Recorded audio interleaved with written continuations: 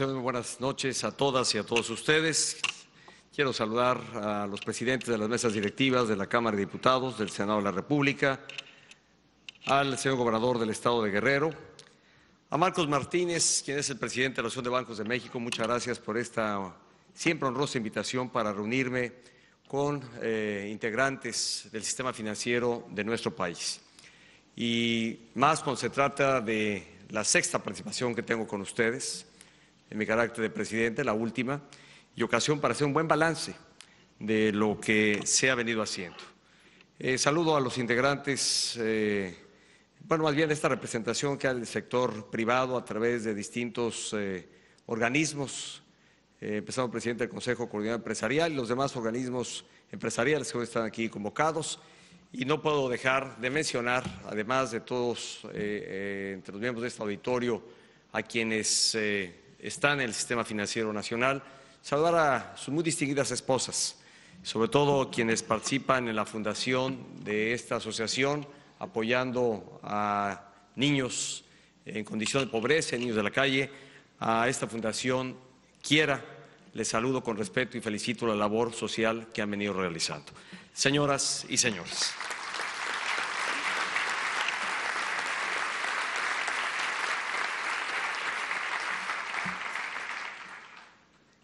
la verdad es que después de haber escuchado todas las intervenciones previas, déjenme decir, yo creo que han sido las más largas que me ha tocado escuchar y aquí pero de todos, nadie se escapa y nadie se salva. Pues no puedo ser yo la excepción, y más cuando se trata de la última vez.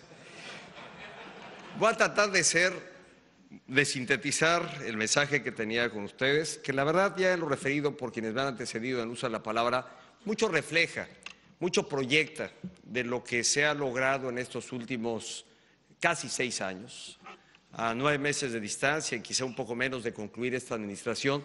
Creo que es un buen momento para hacer un balance de cómo hemos avanzado, cuánto hemos logrado alcanzar en estos años en distintos indicadores, sin dejar de reconocer que todavía tenemos temas pendientes, desafíos, retos, áreas de gran oportunidad, pero también para poder decir cuánto hemos logrado y sobre todo recordar que hace justamente 6 años estaba yo aquí con ustedes, delante de ustedes, entonces en mi carácter de aspirante a la presidencia de la República, y con ustedes expuse aquí todo un tema o toda una agenda de temas a los que me estaba comprometiendo y que a la postre se convirtieron en una agenda de gobierno. Muchos de los temas que entonces planteé, de los que eran realmente necesidades apremiantes para el país, se tradujeron en el impulso a una agenda de reformas estructurales, de políticas públicas, para realmente poder acelerar el desarrollo nacional, para impulsar la transformación de México, para sentar bases que permitieran que México pudiera seguir creciendo a mayor celeridad y poder detonar el gran potencial que tenemos como nación. La verdad es que en lo largo que pudieron haber sido las intervenciones anteriores, espero que algunos se hayan prestado la atención debida, porque la verdad es muy relevante las cifras mostradas y en ello hay que reconocer sin duda la trascendencia que tiene el sistema financiero nacional. Déjenme solo recordar que cuando estuve aquí hace 6 años, y voy a ir abreviando, aquí sí los tengo engargolado mi intervención, Marcos, no se van a...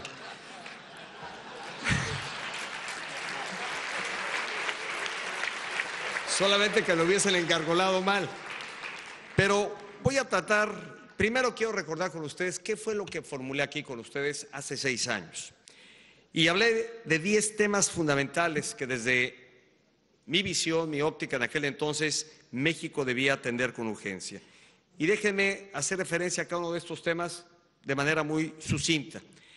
Hace 6 años, como aquí se ha dicho, uno de los principales temas que apunté eran fundamentales para impulsar el desarrollo de México era mantener la estabilidad económica.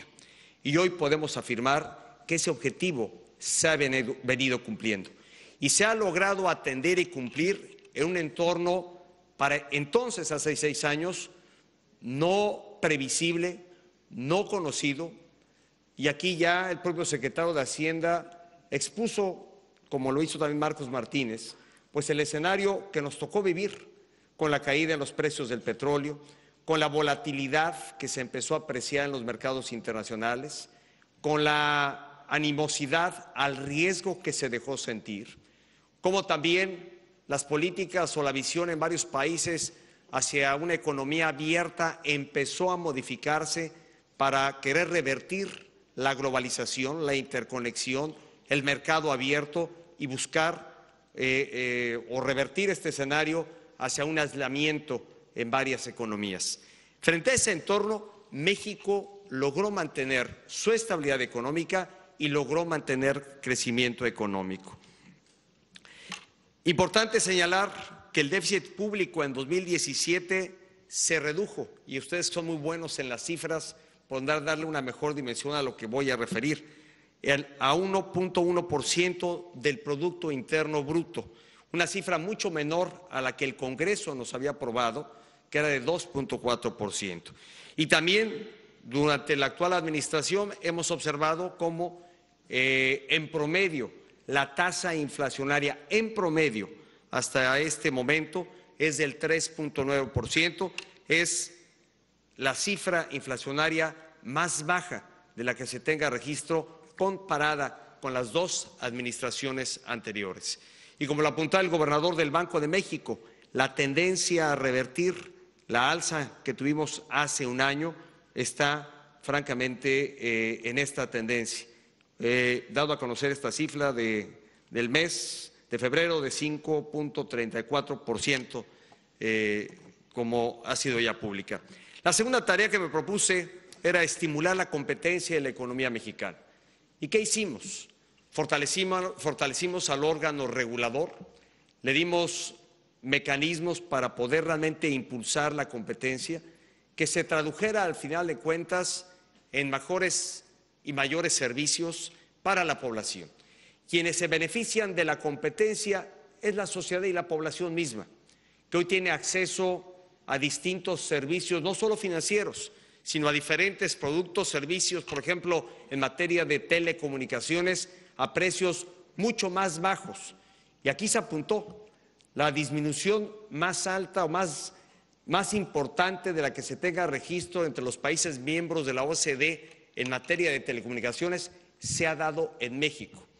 Cuando a México se le compara con las otras economías y normalmente con las economías más grandes y mayor desarrolladas, que son parte de este organismo que es la OCDE y donde México forma parte de los 36 países que integramos este club de países desarrollados y economías emergentes, es un indicador donde México se pone en el número 1, en donde los servicios, los costos de telefonía móvil y fija han disminuido de manera consistente y con la cifra más alta, más del 84% de reducción en los precios en esta materia, en esta asignatura que es el de las telecomunicaciones. Un tercer planteamiento que hice entonces fue hacer de México una potencia energética. Sin duda, dentro de los cambios estructurales que hemos impulsado, uno de los que tiene gran trascendencia y la tendrá para México en los años por venir fue la reforma energética. Una reforma que permitió cambiar el modelo de desarrollo energético del país que había venido teniendo en los últimos 70 años para uno que es el que hoy se viene consolidando, en el que se abre la participación del sector privado, se diversifica el riesgo, no solo se deja al Estado y al gobierno asumir los riesgos de las inversiones, sino que eso también se distribuye entre los actores participantes, particularmente el sector privado.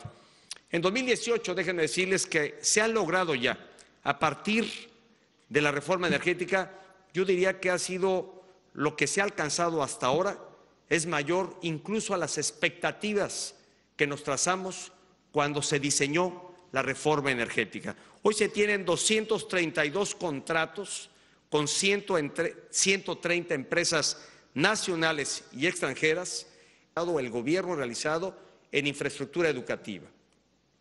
Nunca como antes, y especialmente a partir de la reforma educativa, se había invertido tanto y se seguirá invirtiendo hasta el final de esta administración en espacios educativos, en infraestructura educativa, en la modernización, renovación de aulas y de espacios para educación.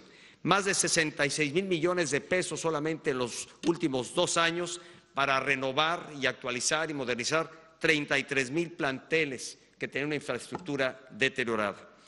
El quinto objetivo, aumentar el nivel de crédito. Y aquí no me detengo, ustedes lo saben muy bien, cómo hemos podido precisamente a partir de generar un ambiente de confianza, de crecimiento a la economía, evidentemente el nivel de crédito se ha ampliado y se ha extendido.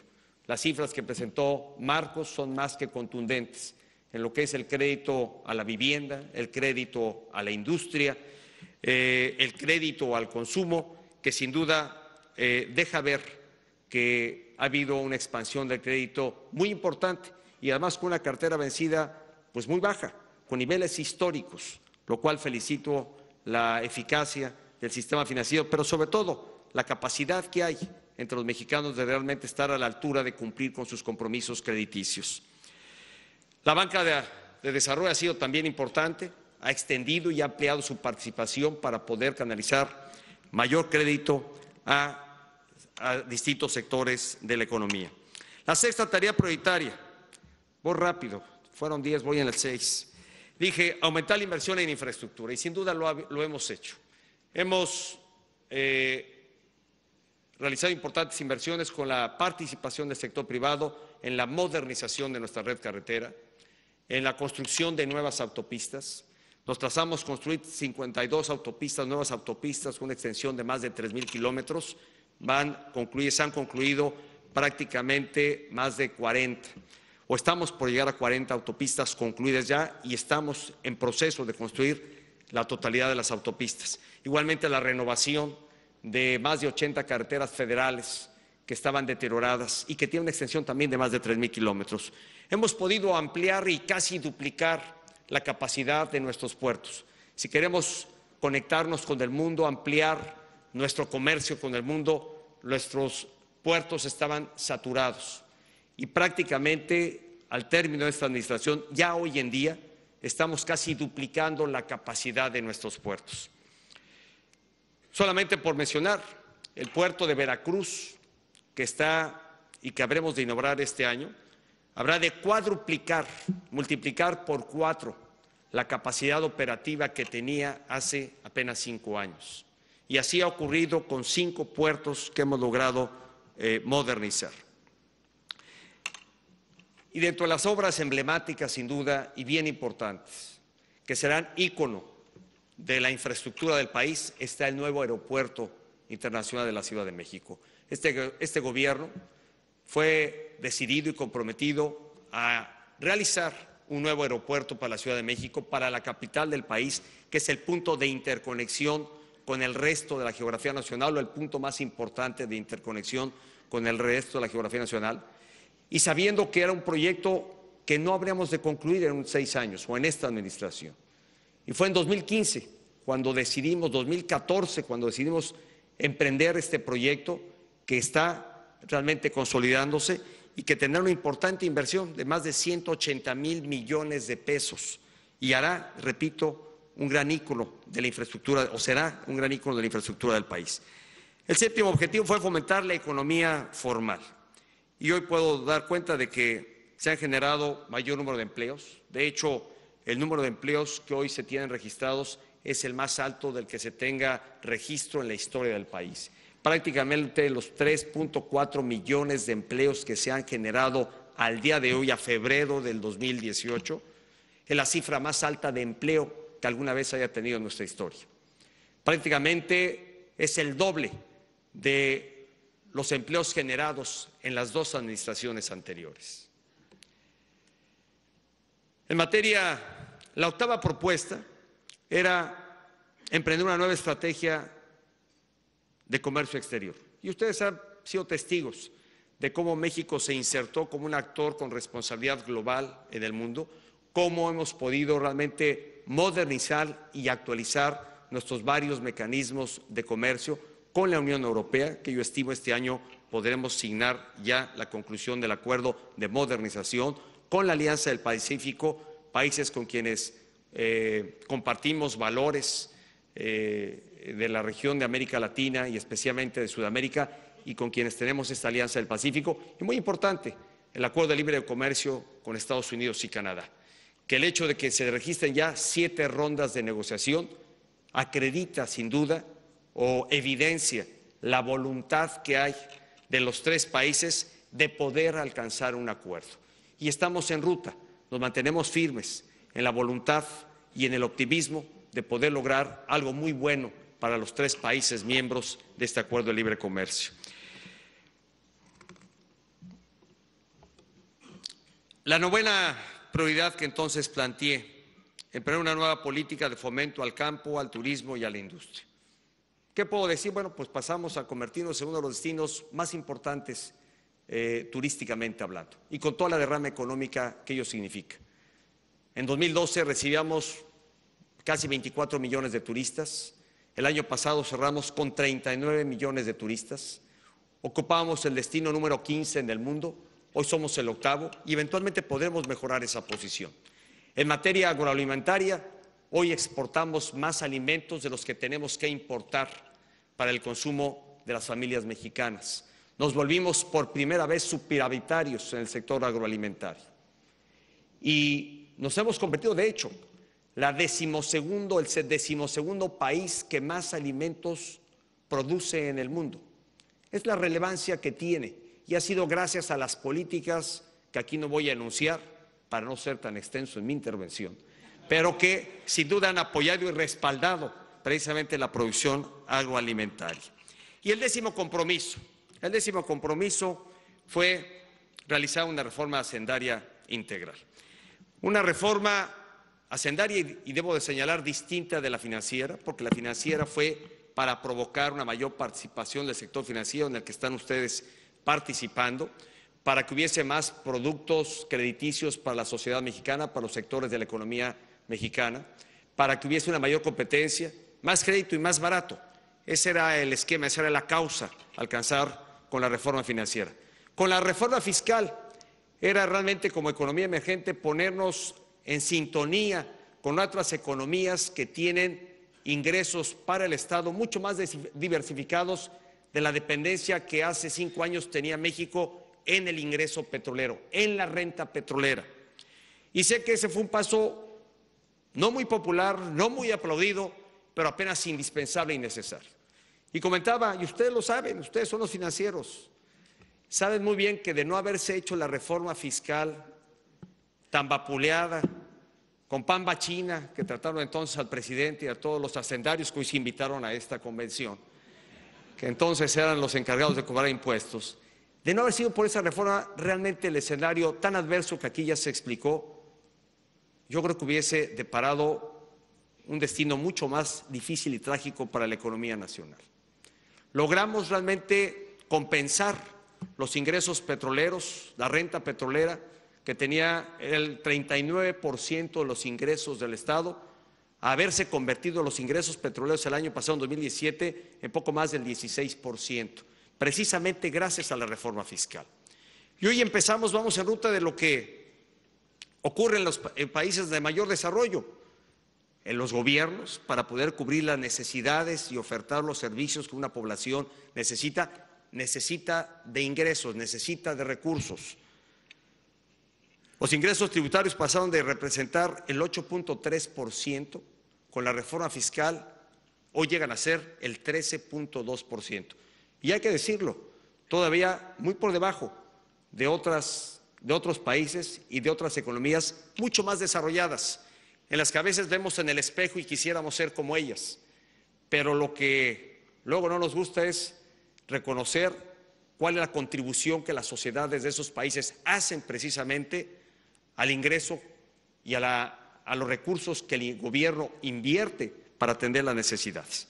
Pero en fin, ya no voy a plantear una reforma fiscal más, hoy está en el último año, yo aquí no sé qué planteen los demás, pero sin duda fue bien importante la reforma fiscal que no nos permite dar las cifras que aquí se han explicado, se han proyectado no solo el presidente, sino, repito, todos quienes me antecedieron en el uso de la palabra. Y ahora sí concluyo, pero muy por debajo del tiempo que Marcos tomó para su explicación, poquito abajo de eso. Al final de cuentas, ¿qué tenemos? Una economía que ha venido creciendo, una economía que ha crecido constantemente. Nunca en los últimos más de 30 años, nunca en un sexenio la economía había mostrado un crecimiento constante. A lo mejor no al óptimo que quisiéramos, pero sí un crecimiento constante. El acumulado ha sido de 13%, cifra superior al 7.4% y 6.8% de las dos administraciones anteriores. Y sin duda con las bases que se han sentado, habremos de crecer más. Hoy somos un país que se ha convertido en un destino favorito a la inversión extranjera directa y a la inversión nacional. Para la inversión extranjera directa hemos alcanzado más de 170,000 millones de dólares de inversión extranjera ya realizada en nuestro país, incluso por encima de la meta que nos habíamos trazado hace 5 años, que era 156,000 millones de dólares. Y cuando contrastamos esta inversión, que parecían solo ser números, si nos fuéramos a los años 80, 90, con las inversiones en los 80 eran de 14,000 millones de dólares en promedio en ese sexenio. En los 90, del 94 al 2000 fue de 76,000 millones. Hoy estamos hablando de 170,000 millones de dólares que se han invertido. Y que contrasta con los 136,000 millones de dólares que recibió de inversión la administración anterior. Significa que hemos venido consolidando nuestra posición de ser un país confiable, con una economía estable, con una economía sana, con un sistema financiero sano y que está permitiendo lograr estas cifras que aquí he compartido. Concluyo diciendo, y ahora sí, con esta y me despido. Esta es la última. La verdad es que cuando volteamos hacia atrás, vemos los retos que teníamos, vemos lo que hemos alcanzado, vale la pena decirlo, vale la pena reconocerlo. Vale la pena reconocer dónde tenemos todavía retos, donde tenemos rezagos, donde no hemos sido suficientemente asertivos, pero hay que mostrar también los buenos resultados. Hay que hacer buenas cuentas, hay que hacer las cuentas para tener un balance objetivo realmente de lo que se ha logrado, con la participación de toda la sociedad mexicana, que haciendo bien las cuentas, lo que habremos de permitir, lo que estaremos buscando es que lo bueno siga contando. Muchísimas gracias.